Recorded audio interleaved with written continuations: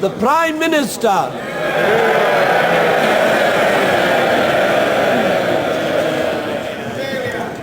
Mr. Speaker,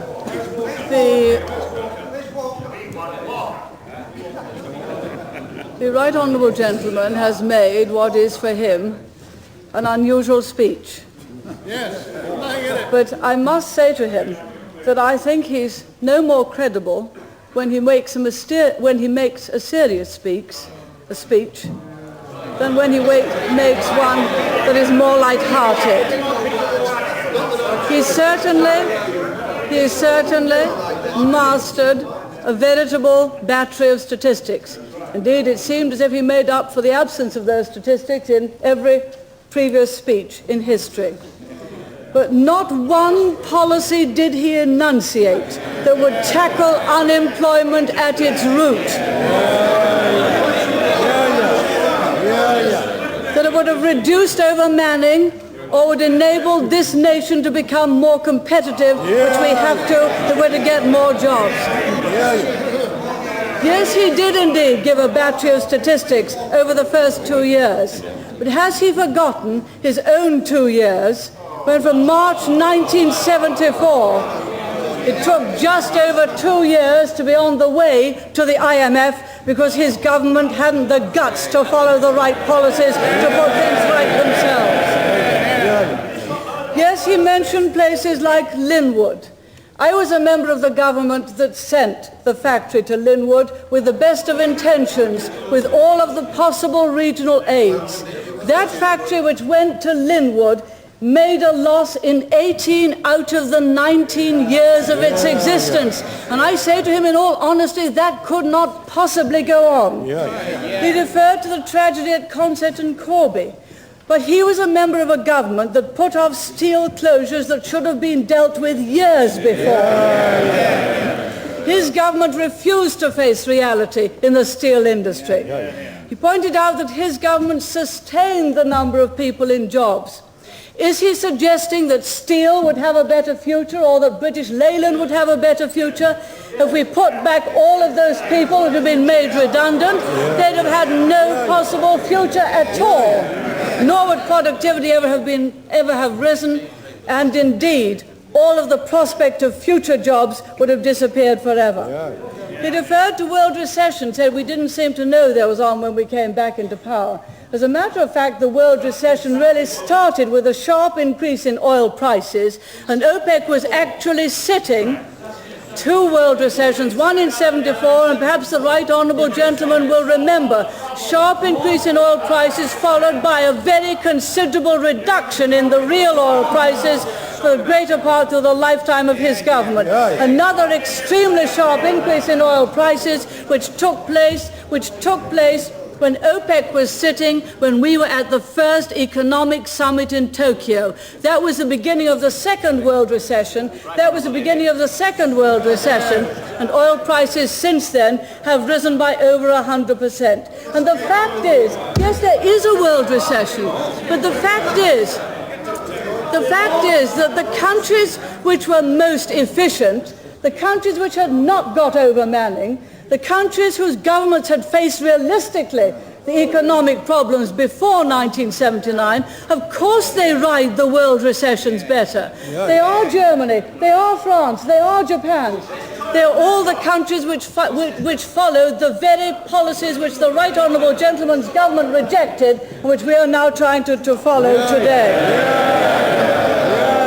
The right honourable gentleman referred to the TUC policy document and to his own policies. They seem to amount to spend more, tax less, and meet the difference by printing and call it reflation. I must say to him that if anything like those proposals were adopted, the pound would plunge and inflation and interest rates would rocket. And it would be no use pretending that reimposing exchange controls would help, because look at 1976, there were exchange controls then, yet the pound plunged. And if the pound plunges with consequent increases in interest rates and inflationary expectations, bang will go all our hopes for more jobs. And that would be the effect of the right honourable gentleman's policies. What he argued for was a policy of massive reflation. I'm glad there is no doubt about what he's arguing for. A policy of massive reflation. And those who support him do so on the basis that there's a grave shortage of demand. In other words, they claim that there's a shortage of money in the economy. They argue that, as in the 1930s, the right way forward is to increase demand by a policy of reflation. But, Mr. Speaker, that analysis contains a simple and fundamental fallacy. There just isn't a shortage of demand at the present time.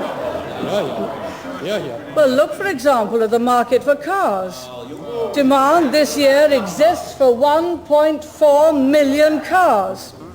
But fewer than 700,000 of those cars will be supplied by British workers.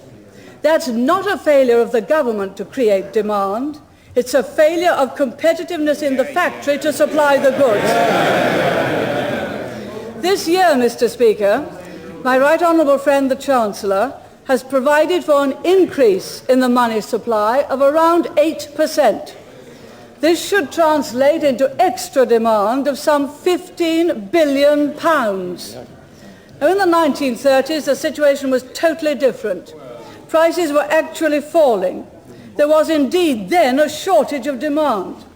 But as the noble Lord Robbins suggested in another place last Friday, a policy of reflation would have been right then, but it would be quite wrong in the very different circumstances of today. An increase in the money supply of the amount which I've indicated can go either into real growth or it can go into price and pay increases.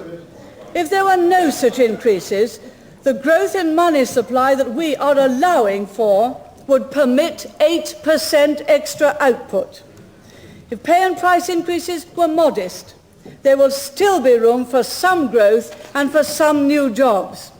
And our task must therefore be to divert the increase of money supply away from price and wage increases and into growth and more jobs. All the evidence of the last 20 years suggests that to apply a dose of further general reflation now, when the money supply is rising as it is, would be to create accelerating inflation, leading inevitably to still higher unemployment. Between 1970 and 1980, expenditure in money terms grew by 340%, but only 16% of that went into output.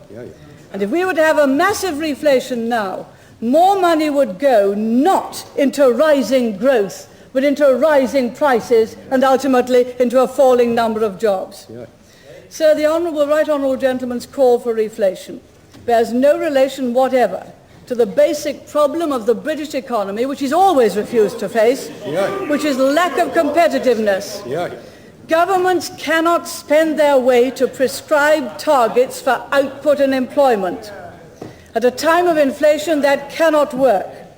By pumping more money in, he would stimulate inflation once again. And all the efforts that have been made over the past 2 years to bring about a new sense of realism would have been wasted. Our policies, Mr. Speaker, are addressed to the root causes of the uncompetitive economy we inherited in 1979. And the first step to a stronger economy is to get inflation down. Now, Mr. Speaker, this isn't just some minority doctrinal obsession pursued blindly for its own sake. It is a necessary precondition for our economic recovery. My right honourable friends and I have sometimes reminded honourable members opposite of the things they said about the importance of controlling inflation when they were in power. But I wonder how many of them realise the extent to which that belief is so widely shared today, both nationally and internationally, that it is those who think otherwise that are now a tiny minority obsessed with doctrinal delusions.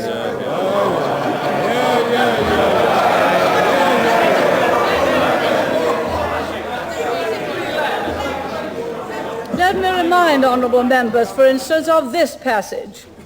We must continue to reduce inflation if we are to secure the higher investment and sustainable growth on which the durable recovery of employment depends. I couldn't have put it better myself, but that passage is the centerpiece of the communiqué issued at the conclusion of the Ottawa summit last week and was unanimously agreed, not just by those broadly conservative administrations, but also by those such as President Mitterrand and Chancellor Schmidt, who head broadly socialist ones. Inflation is the cause of unemployment, not an alternative to it. And in case there are any doubters on the other side of the House, let me remind honourable members of this passage too. Our most urgent task is to create more jobs while continuing to reduce inflation. Inflation does not reduce unemployment. On the contrary, it is one of its major causes. That, Mr. Speaker, was an extract from the communiqué of the Downing Street Economic Summit in 1977, when unemployment under the previous government was at its peak, after the Labour government had been rescued by the IMF. So the defeat of inflation is a necessary but not a sufficient condition for recovery. So we've taken further steps to lay the foundation for the growth of profitable enterprise. To remove long-standing obstacles, we've swept away controls and regulations on a large scale, including wage, price, dividend and exchange controls. To provide incentives and to help industry, we've lowered the basic rate of income tax from 33% to 30% and made even bigger reductions in the higher marginal rates which had reached absurd levels under the previous government. And we've started to provide the small business sector with a more encouraging capital tax regime. And we've vastly improved the arrangements for stock relief. We've also introduced substantial incentives for new businesses, including in particular a business startup scheme more generous and better than in any other country in the world. We've created a number of enterprise zones, the first 3 of which are already in operation: Swansea, Corby and Dudley. And 5 more will be in operation by the end of August. There are calls for a program of investment-led growth, but many forget the vast resources which the government is already providing as direct help to private sector industry, largely under the Industry Act and mostly in assisted areas. This year that will amount to over £1 billion.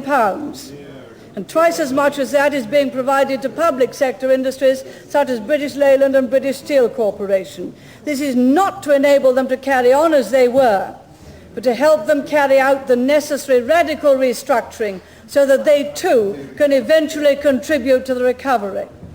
Now, all of those things are being done to lay the foundations for the future of private enterprise and indeed to make public enterprise profitable. In addition to reducing inflation as our top priority, we also believe that it's essential that as many young people as possible are given training and practical experience in the use of the new technologies which will form the basis of so many new jobs. Over the last few months, we've been discussing with industry ways in which such practical experience can be provided. We pioneered a scheme in Notting Hill for a technology centre, providing computer and electronic training for young people. And I'm glad to be able to announce that following the success of that centre, we've now approved a programme with as a first target 20 information technology centres concentrated in our inner towns and cities, where young unemployed people will be trained in computing and electronic assembly skills, because that is where future genuine jobs lie. Mr. Speaker, inflation has been checked, and these measures are all now in place, laying the foundation for the future prosperity of private and public enterprise.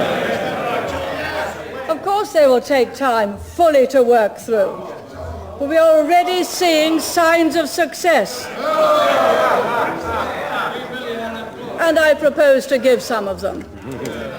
The rates of increase of wholesale prices, retail prices, unit labour costs and of average earnings have all fallen substantially.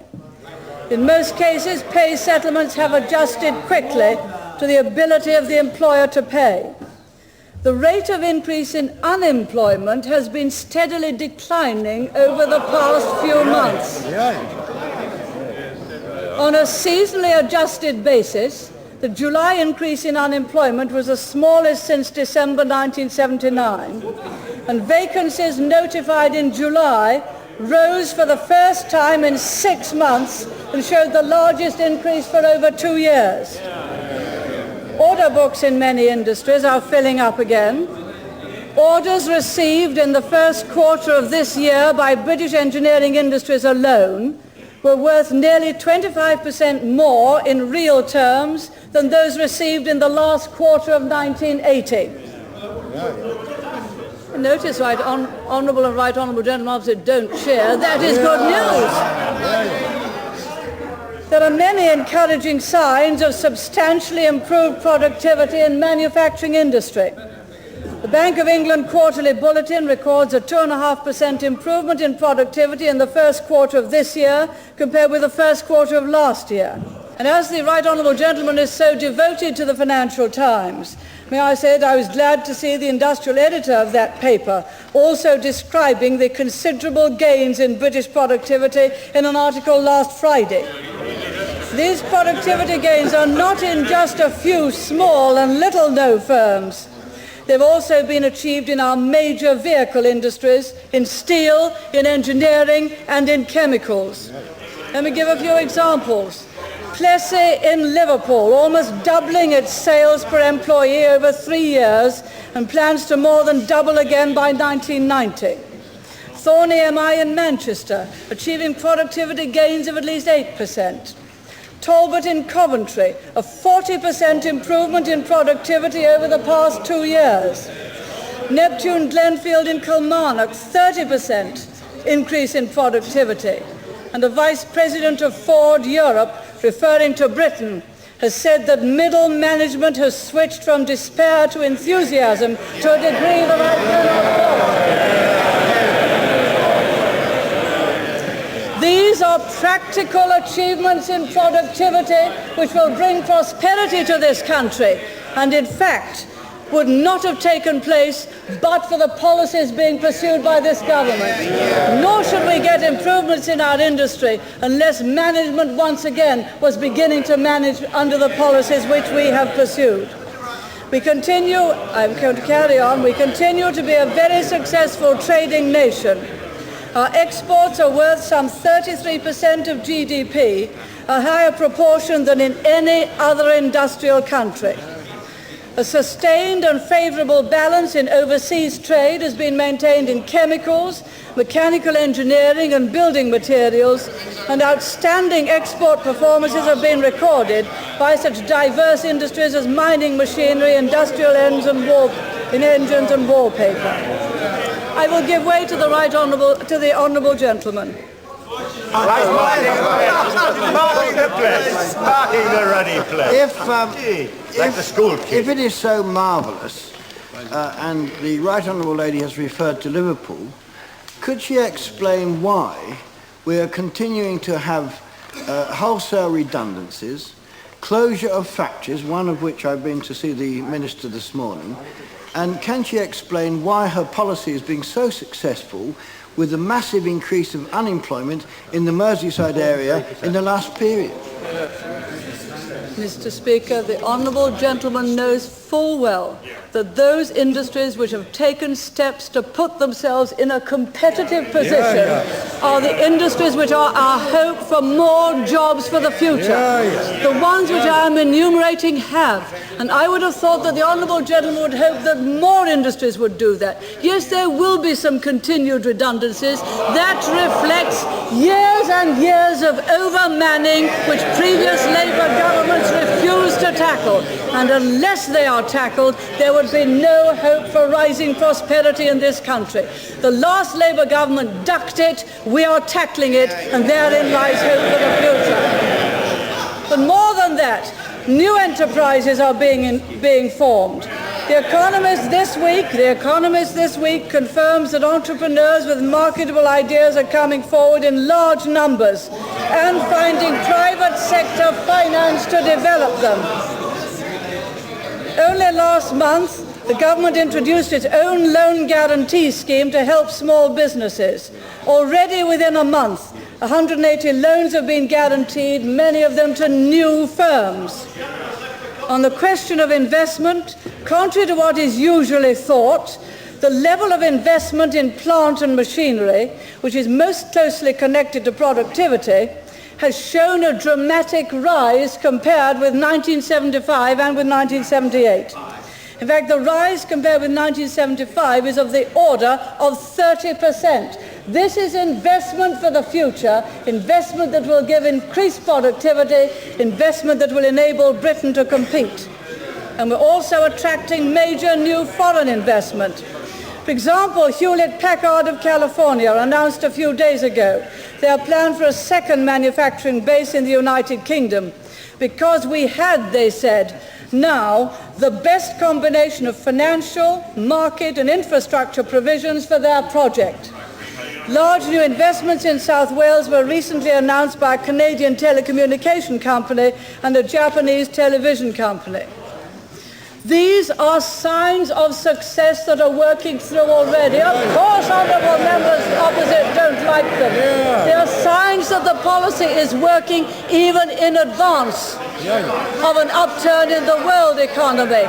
And these are signs, this is the kind of output and production which will bring about the very expansion, the very increase in jobs, genuine jobs, which we on this side desire. Mr. Speaker, governments alone don't make economic recoveries. Individuals and companies do. But what the government can do is to ensure that conditions are such that companies can take advantage of the expansion as it comes. We wouldn't have been able to do so unless this government had tackled problems at their root. And the examples I've quoted show the benefits of that approach are starting to come through. Now, the opposition's motion refers to the government's social policies, and the right honourable gentleman referred briefly to the recent disturbance and to the social policies, and I intend to say a word about both in rather more detail than the right honourable gentleman referred to them. There are just 2 points I would like to make about the disturbances. First, many explanations have been offered about why they happened. Today is not the time to attempt a detailed analysis of the causes. We must await Lord Scarman's report. All I would say now is that the causes appear manifold and complex. The disturbances do not all seem to have had the same origins. It is, I think, worth pointing out, too, that disorders of this kind are not unique to Britain in Western Europe. They have occurred in recent weeks in Switzerland, Holland, and West Berlin. Again, as far as one can judge, all for different reasons. The second point about the disturbances is what our immediate response should be. The government has been twofold. First, we've given full support to the police in their task of maintaining law and order. Second, faced with disturbances on this scale, it is plainly right for the government to take a fresh look at the problem of the inner cities, and in particular to see whether the large sums of money already being spent on them are being used in the best way. And that's why my right honourable friend, the Secretary of State for the Environment, is in Liverpool now. I believe that the public generally regards the government's balanced reaction of determination to maintain law and order and a readiness to look constructively at the underlying problems as the right response to the situation. The right honourable gentleman referred to our social policies. Already, everyone is familiar with the priority we've given to law and order and, as he mentioned it, to defence. But few realise that we have also singled out spending on the National Health Service as a major priority.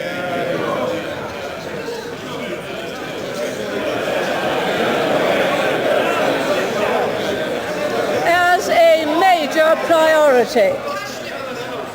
We are now spending more in real terms on the National Health Service than in any year under the Labour government. More than in any year under Labour, 13.3 billion to be precise in 1981-82. Since March 1979, the health service has taken on 1,000 more doctors and dentists, and waiting lists have been cut by over 100,000. Retirement pensions for a growing number of pensioners have had their value maintained in relation to prices, at a cost of 4.4 billion more this year compared with 1978-79. No wonder the Right Honourable Gentleman didn't spend long on this in his speech. As for education, teacher-pupil ratios in our schools are now at a better level than they have ever been. No! Honourable members will not like it because it proves that in spite of everything, in spite of the difficulties of world recession, we are doing better with those things than they were when they were in power. And how they hate it.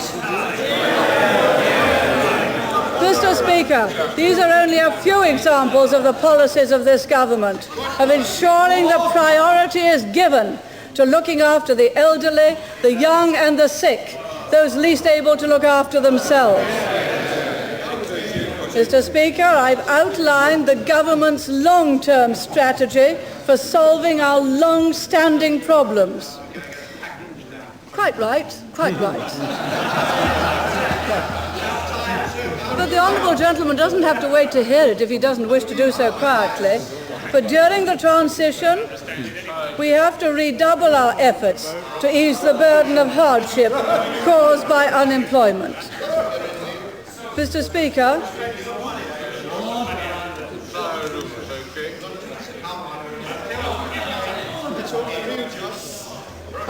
we are already helping the unemployed by means of the present special employment measures.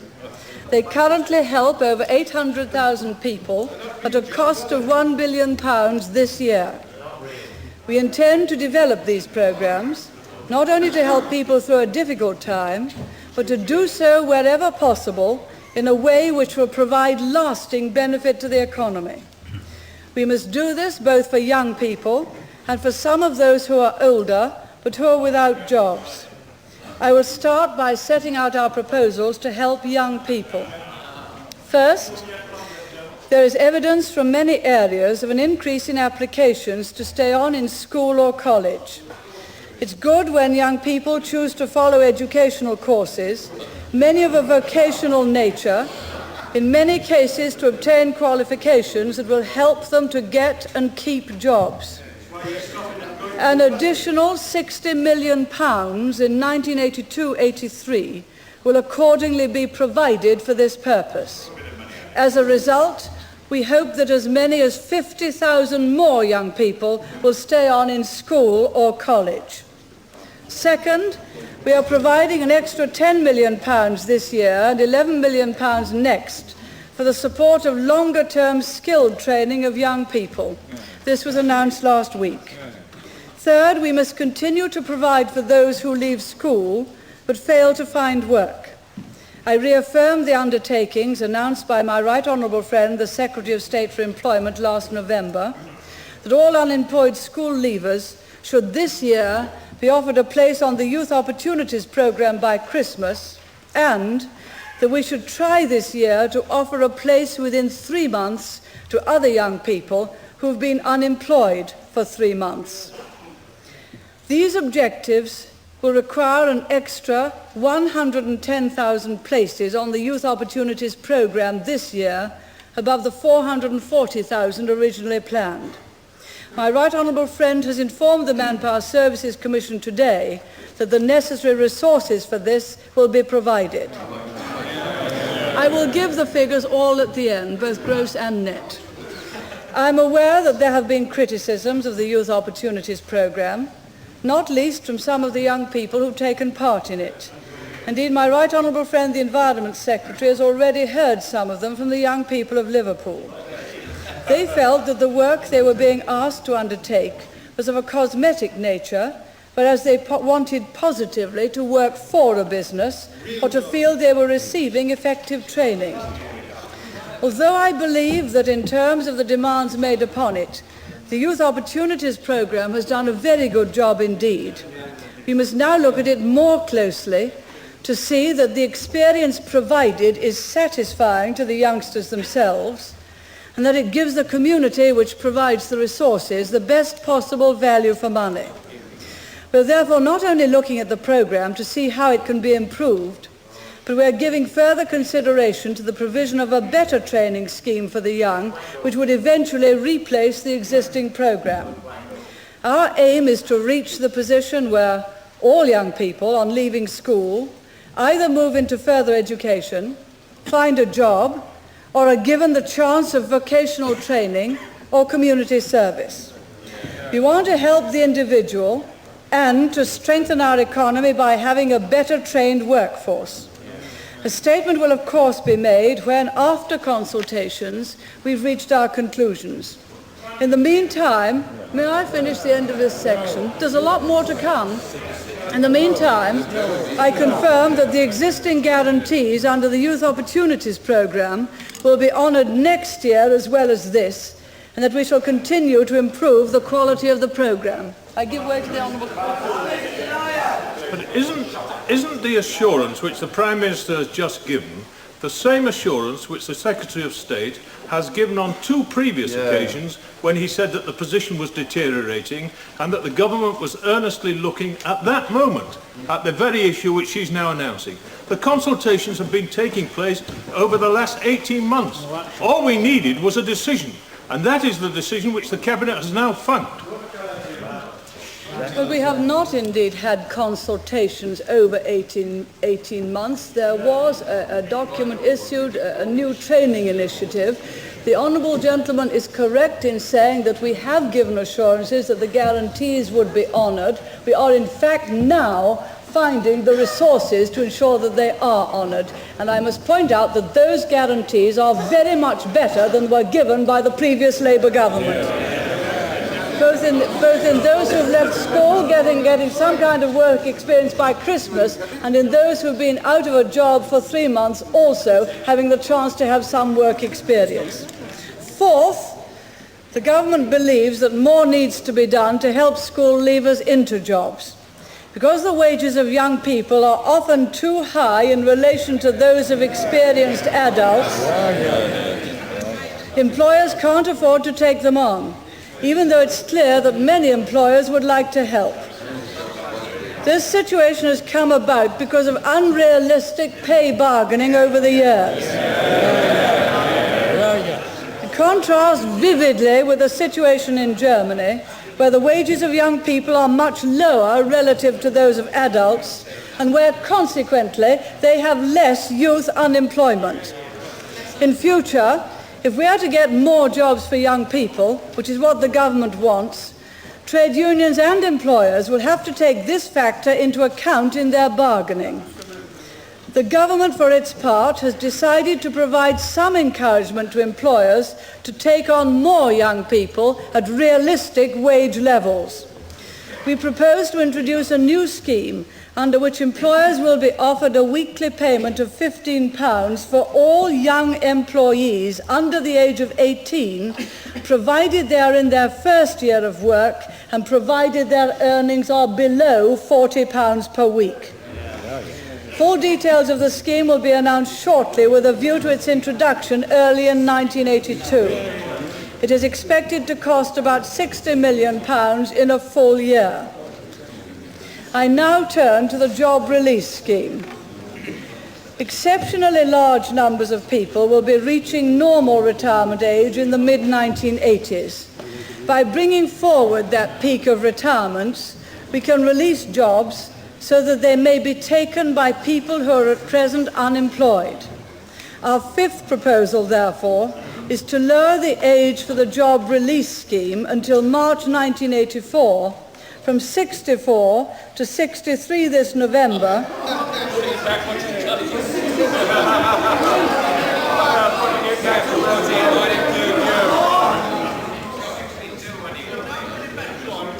and to 62 from February next year.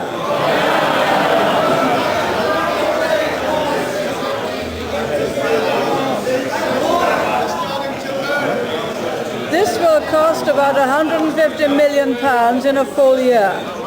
Sixth, as my right honourable friend, the Secretary of State for Social Services, announced last week, those aged 60 and over who are unemployed and have been drawing supplementary benefit for a year or more will from November be able to retire on the higher long-term rate of supplementary benefit. This will cost about £20 million in a full year.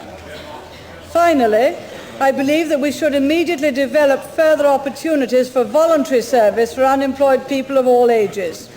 Our seventh proposal, therefore, is that the government will provide additional funds for this purpose.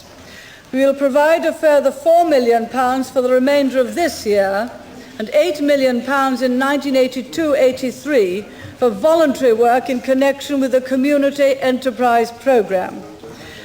There are also opportunities in social service and health where community support for the handicapped and elderly depends on a wide range of voluntary services as well as statutory provision. An additional £4 million will accordingly be available in 1982-83 to expand these activities, and the departments concerned will be considering how best to apply this money. Mr. Speaker, the additional costs of meeting the existing undertakings under the Youth Opportunities Programme are estimated to amount for the rest of 1981-82 to about £90 million. They may approach £350 to £400 million in 1982-83, but that will depend, among other things, on the impact of the new scheme to encourage employers to take on more young people and of the increased educational expenditure, both of which could lower the costs of the Youth Opportunities Programme. The costs of the other measures are estimated at about £60 million in 1981-82 and at around £320 million in 1982-83. For 1981-82, the extra expenditure will be met from the contingency reserve within the planned total for public expenditure. For 1982-83, it will be taken into account in the forthcoming review of public expenditure. The figures I have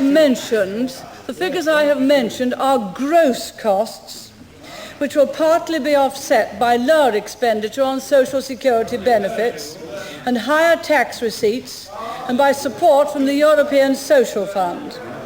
The total net cost of fulfilling the Youth Opportunities Programme undertakings and of the other measures may be of the order of £400 to £500 million in 1982-83.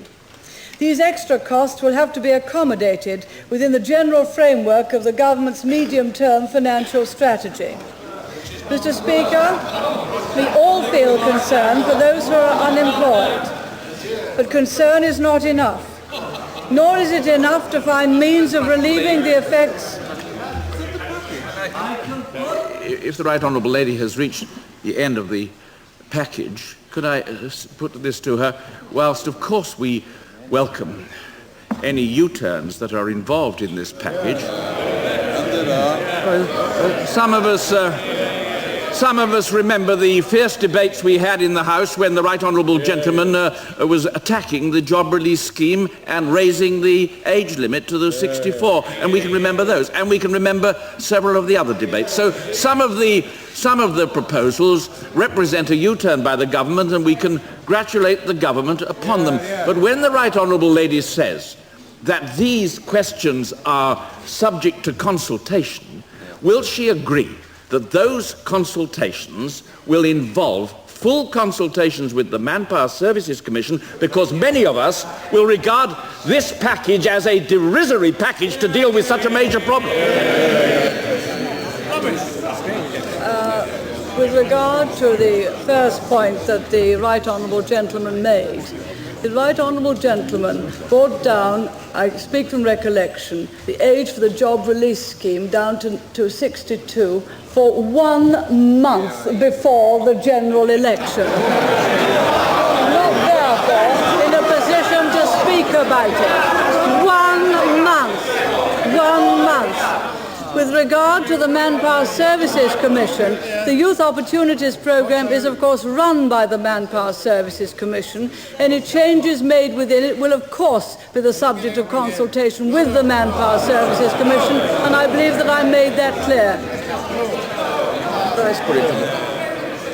Since we regard this programme and the packet that the Right Honourable Lady has presented as quite insufficient, what I'm asking is whether those consultations with the Manpower Services Commission, which really does know something about the problem, whether those consultations may involve an increase in the amounts that are to be supplied instead of sticking rigidly to these figures which we think are quite insufficient to deal with the problem. I do not think that the Right Honourable Gentleman knows very much about the Youth Opportunities Programme. The guarantees which I have given, well, it doesn't mean to say he knows anything about it. The guarantees that have been given are that school leavers who have not found a job will in fact be offered some kind of work experience by Christmas, which is a jolly sight better than what the Right Honourable Gentleman offered them. And if they've been out of work, if they've been out of work for 3 months, they will also be offered a place on the Youth Opportunities Programme. It is to honour that commitment which we are saying that the Youth Opportunities places will need to be increased, and we've made the resources available to increase them by 110,000. The guarantees will persist not only for this year, but also for next year, as I made perfectly clear had he listened to what I said. Mr. Speaker, we all feel concern for those who are unemployed, but concern is not enough. Nor is it enough to find means of relieving the effects on individuals of our failure as a nation to compete, although we shall certainly do our part. I have no doubt that the party opposite could also put forward ways similar to the measures which I have proposed today. But the difference between us is this, and it is profound. We believe that long-standing problems need long-term solutions. We believe there is no shortcut to full employment. The route lies through becoming competitive again. The party opposite believe there is a shortcut, and that it is called reflation. That, Mr. Speaker, is a road that would take us away from becoming competitive and away from more jobs, would take us towards hyperinflation and towards higher unemployment, and it is a road that we will not follow. We must recognise that we cannot enjoy more wealth until we earn it. This government is committed to saying that we do earn it. It will be hard work, and it will take time, but with our policies we can do it. I urge the House to reject the soft options, to reject the prospect of continuing economic decline, to reject reflation, and to reject this motion, and to support Her Majesty.